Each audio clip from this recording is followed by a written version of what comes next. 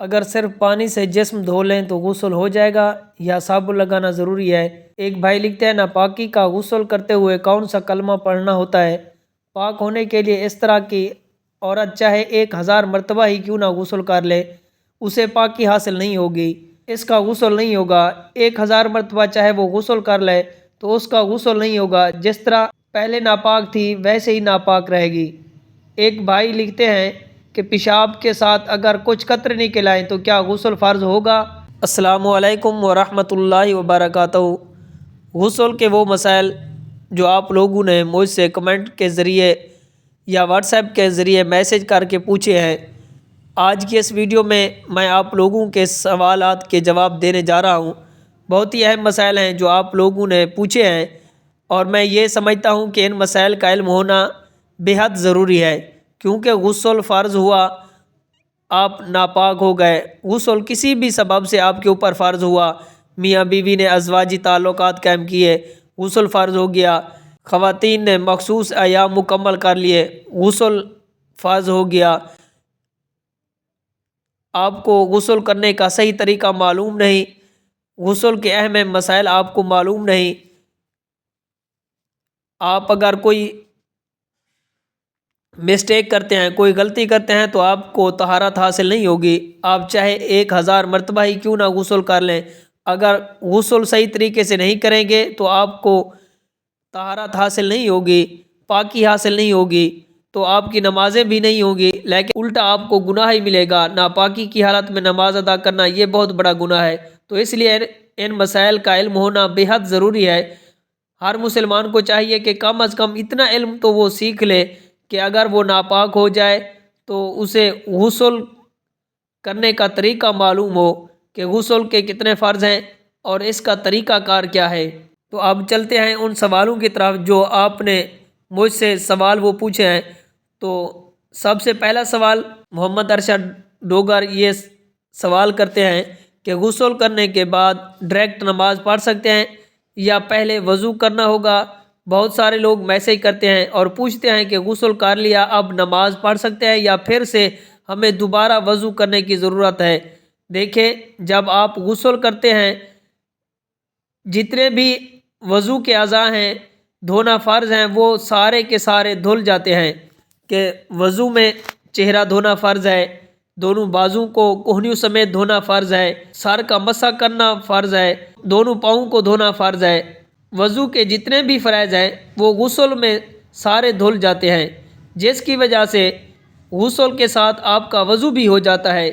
اب اگر آپ غسل کرنے کے بعد کوئی ایسا عمل نہیں کرتے جس سے غسل فاسد ہو جائے یا وضو فاسد ہو جائے تو آپ غسل کرنے کے فوراً بعد آپ نماز پڑھ سکتے ہیں، دوبارہ وضو کرنے کی ضرورت نہیں ہے، آپ کی نماز درست ہو جائے گی، کیونکہ جو فرائض وضو کے ہیں وہ غسل کرنے سے وہ فرائض پورے ہو جاتے ہیں، وہ وضو کے فرائض پورے ہو جاتے ہیں، تو اس لیے آپ کا وضو جو ہے وہ ہو جاتا ہے، غسل کرنے کے فوراً بعد آپ نماز پڑھ سکتے ہیں۔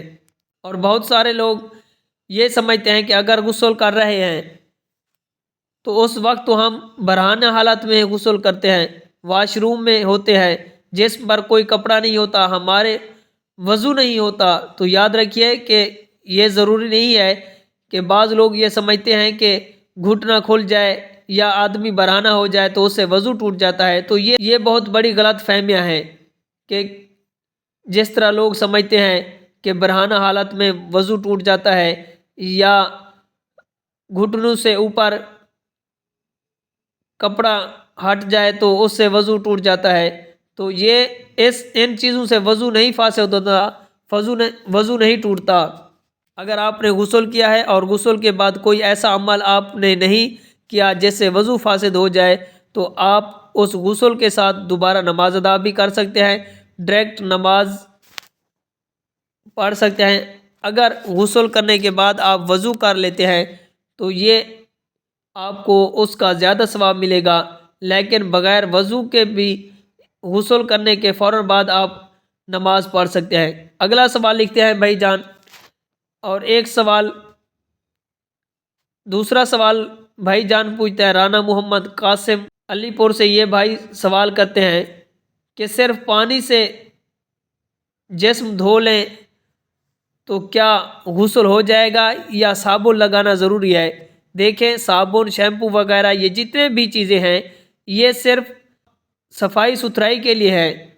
صابن لگائیں تو آپ کا جسم جو ہے یہ صاف ستھرا ہوگا کہ آپ میل کچیل سے اتر جائے گی۔ آپ کے اوپر جو غسل فرض ہے کہ آپ کو طہارت جو حاصل ہوگی وہ صرف پانی سے حاصل ہوتی ہے، کہ صابن لگانے سے یا کوئی اور شیمپو وغیرہ لگانے سے آپ کا غسل نہیں ہوتا، بلکہ غسل طہارت جو حاصل ہوتی ہے وہ صرف، کیونکہ غسل کے جو فرائض ہیں 3 فرائض ہیں کہ پہلے نمبر پر ہے کلی غرارے کرنا، دوسرے نمبر پر نرم ناک کی ہڈی تک پانی پہنچانا، اور تیسرا فرض جو ہے پورے جسم پر پانی کا بہانا۔ صابن استعمال کرنا ضروری نہیں ہے۔ اگر آپ صابن استعمال کرتے ہیں تو یہ جسم کی صاف ستھرائی کے لیے ہوتی ہے۔ اور ایک بھائی لکھتے ہیں کہ غسل کے وقت کون سا کلمہ پڑھنا ہوتا ہے؟ تو غسل کے وقت کوئی کلمہ نہیں پڑھنا ہوتا، کیونکہ آپ ایسی جگہ پر ہوتے ہیں جہاں پر آپ برہنہ حالت میں ہوتے ہیں، تو اس طرح غسل میں کوئی کلمہ نہیں پڑھنا۔ آپ کھڑے ہو کر کلمہ خیر ادا نہیں کر سکتے، اور غسل کرنے کے لیے کسی کلمے کی ضرورت نہیں ہوتی۔ تو غسل جو ہے یہ پانی سے ہوتا ہے، طہارت جو ہے یہ پانی سے حاصل ہو جاتی ہے۔ کلمہ پڑھنے سے انسان پاک نہیں ہوتا، بلکہ جب انسان اپنے اوپر پانی ڈالتا ہے تو پانی سے جو ہے طہارت حاصل ہوتی ہے، انسان پاک ہو جاتا ہے۔ اور بہت سارے یہ لوگ پوچھتے ہیں کہ غسل کے وقت ہم کون سا کلمہ پڑھیں، اور کچھ لوگ غسل خانے میں کلمہ پڑھ رہے ہوتے ہیں، تو غسل خانے میں یا طہارت والی جگہ پر کلمہ پڑھنا جائز نہیں ہے، بلکہ جب آپ طہارت حاصل کر لیں، غسل کر لیں، تو اس کے بعد آپ جتنی مرتبہ چاہیں کلمہ پڑھ لیں، لیکن غسل کے لیے کلمہ پڑھنے کی ضرورت نہیں ہے۔ اگلا سوال ایک بھائی لکھتے ہیں کہ محمد جمشید، کہ غسل کرنے کے بعد اگر وہیں پر ناپاک کپڑے پہن لیں تو کیا دوبارہ ناپاک ہو جائیں گے؟ غسل ہمارے اوپر فرض ہو جائے گا؟ دیکھیں، غسل کرنے کے بعد اگر آپ نے وہی کپڑے پہن لیے جو غسل سے پہلے آپ نے پہن رکھے تھے، تو ان کپڑوں کے پہننے سے آپ کے اوپر غسل فرض نہیں ہوگا۔ آپ وہ کپڑے پہن سکتے ہیں۔ اگر کپڑوں پر کہیں نجاست نہیں لگی ہوئی تو وہ کپڑے پاک ہیں، ان کپڑوں کے ساتھ آپ نماز وغیرہ بھی پڑھ سکتے ہیں۔ اگر ان کپڑوں کے اوپر نجاست لگی ہوئی ہے، وہ کپڑے ناپاک تھے اور وہ نجاست جو ہے جسم پر لگی ہے، تو دوبارہ آپ نے جسم پر جہاں پر آپ کو نجاست لگی ہے جسم کے اس حصے کو آپ نے صرف دھو لینا ہے، اور آپ پر پھر بھی غسل فرض نہیں ہوگا، کہ صرف کیا ہے جس جگہ پر آپ کو جس جسم کے حصے پر آپ کو نجاست لگی ہے تو جسم کا وہی حصہ دھونے سے آپ پاک ہو جائیں گے، غسل کرنے کی ضرورت نہیں ہے۔ اور کپڑوں کو آپ نے پاک کرنا ہے۔ اگر کپڑوں پر نجاست لگی ہوئی ہے تو ان کپڑوں کو آپ نے دھو لینا ہے، اور جب وہ کپڑے پاک ہو جائیں تو پھر آپ اس کپڑوں سے نماز بھی پڑھ سکتے ہیں۔ اور ایک بھائی لکھتے ہیں کہ پیشاب کے ساتھ کچھ قطرے نکل آتے ہیں تو کیا غسل فرض ہو جائے گا؟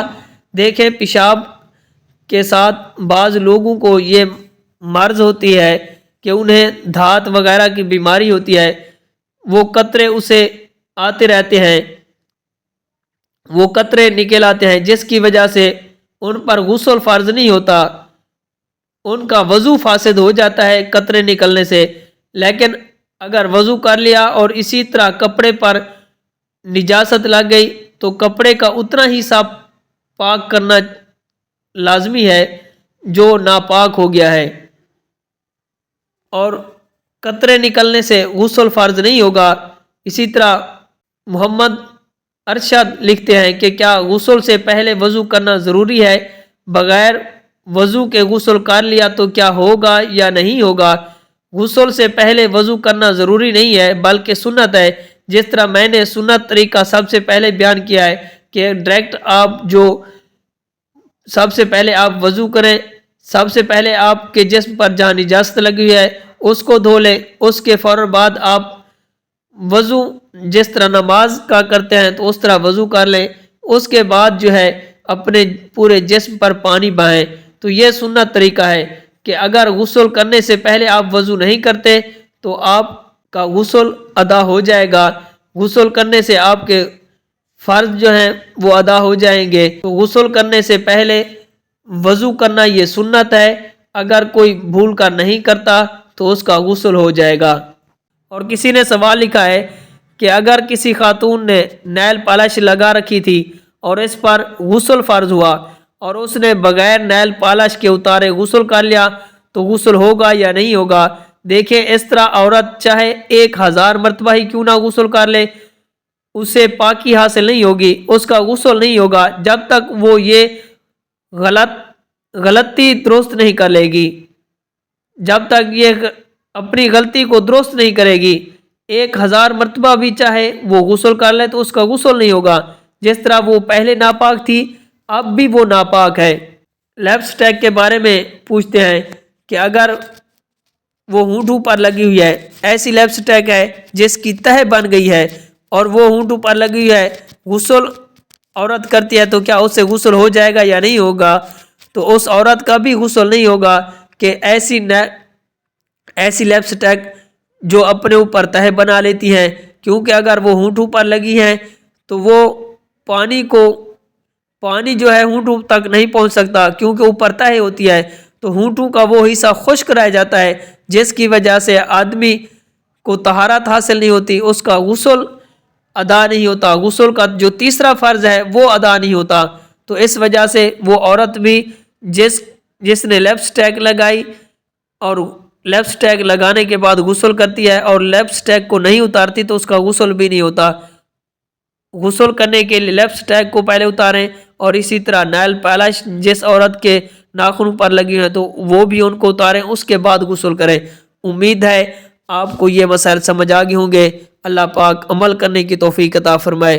السلام علیکم ورحمۃ اللہ وبرکاتہ۔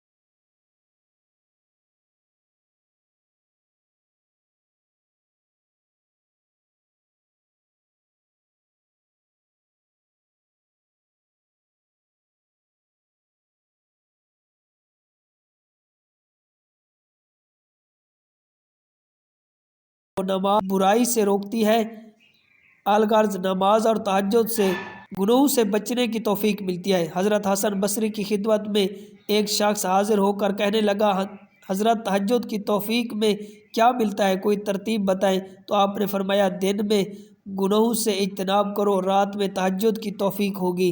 معلوم ہوا کہ ترک معاصی، گناہوں کو چھوڑنا اور توفیق تہجد لازم و ملزوم ہے۔ اللہ تعالی ہمارے تمام گناہوں کو معاف فرمائے، آمین۔ Subscribe to Mufti Akmal Mujahid online and press the bell icon for more videos.